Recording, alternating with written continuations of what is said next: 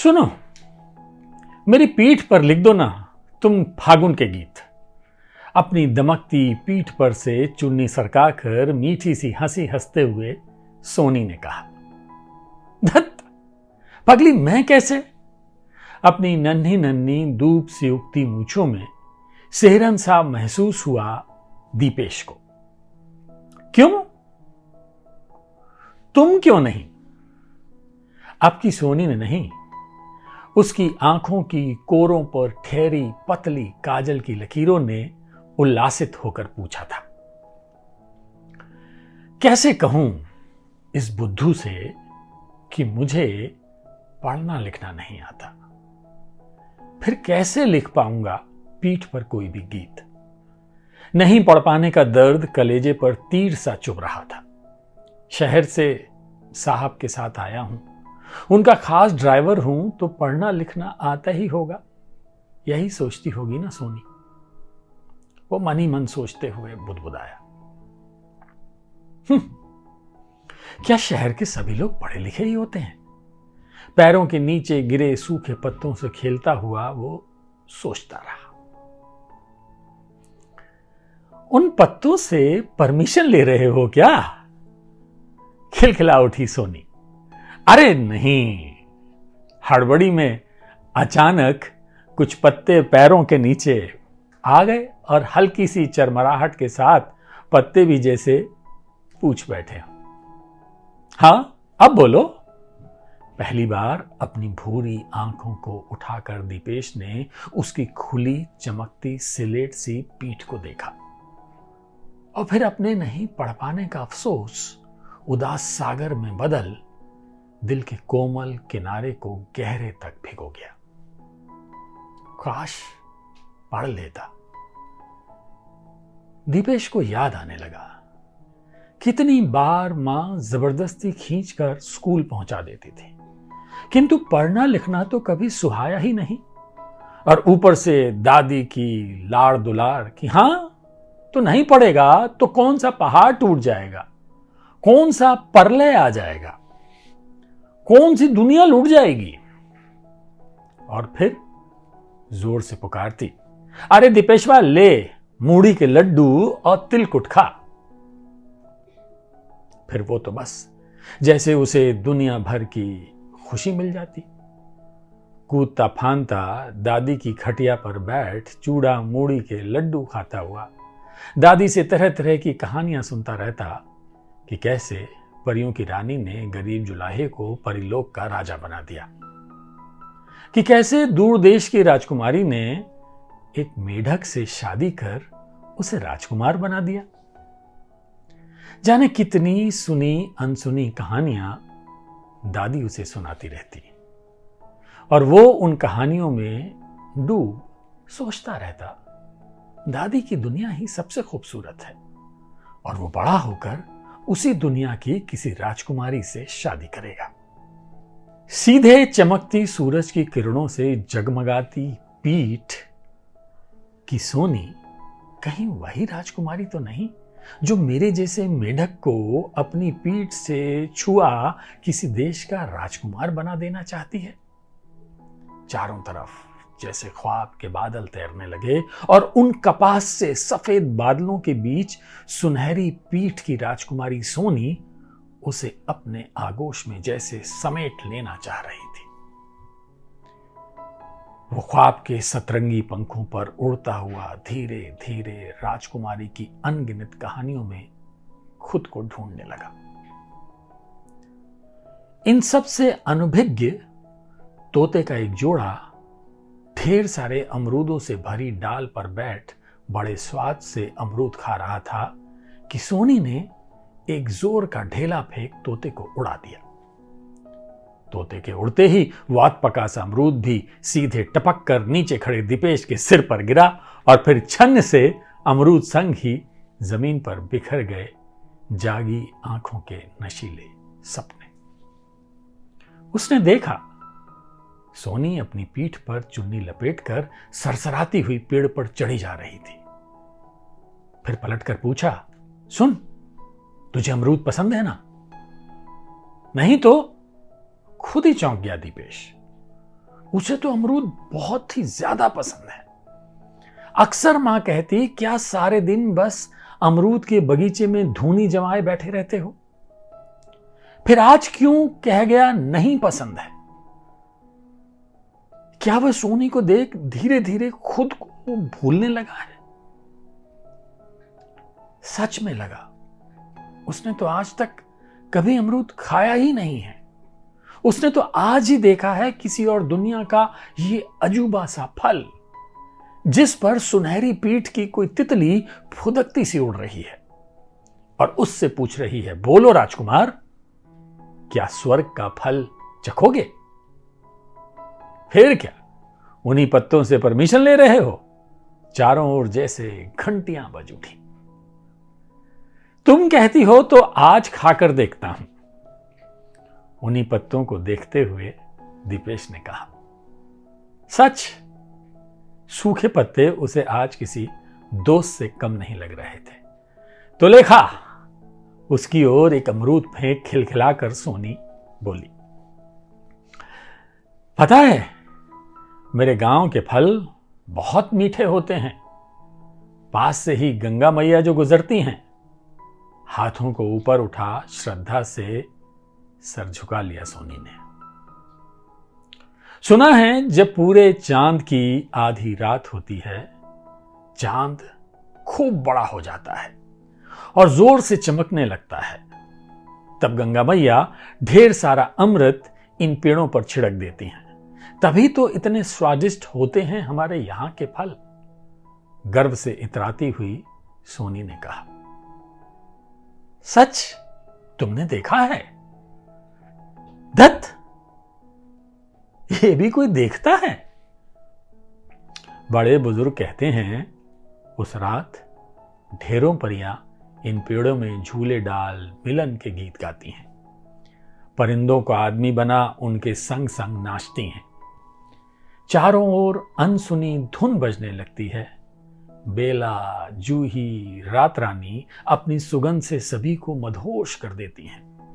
जैसे स्वर्ग धरती पर उतर आता है। और पता है, जो भी देखने जाता है उसे अपने पंखों में छुपाकर अपने साथ ही ले जाती हैं अपने ही देश। अपनी बड़ी बड़ी आंखों को और भी बढ़ाकर इन रहस्यों को बताती हुई सोनी खुद ही रहस्यमयी लग रही थी। जमीन पर गिरे अमरूदों को चुनते हुए दीपेश आश्चर्य से उसे देख रहा था। देखते देखते भरी दोपहरी की पीली धूप उसकी पीठ में समाकर नदी में बदल गई। हिलोरें लेती इंद्रधनुषी नदी, जिसकी बूंदें अमृत में बदल उसे पवित्र कर रही थी। पीठ की नदी में तैरता उसका व्याकुल मन बस अब डूब ही जाना चाहता था कि सोनी एक और अमरूद उठाकर उसे देते हुए बोली, काहे शर्मा रहे हो? लो, अबे खा भी लो। पीठ की नदी फिर उसकी चुन्नी के नीचे छुप गई। उसने महसूस किया अचानक चारों ओर सूखा छा गया है। रेत ही रेत फैल गई है सब तरफ। पूरी दुनिया की हरियाली खत्म हो गई है। उस रेगिस्तान की प्यास बस सोनी की पीठ की नदी से ही तृप्त हो सकती थी। सुनो, तुम्हारा नाम क्या है? अधीर होकर पूछा दीपेश ने। सिर पर अमरूद गिरने से पगला गए हो क्या? नाम पूछ रहे हो? आंखों को सिकुड़ती हुई चौंक गई सोनी।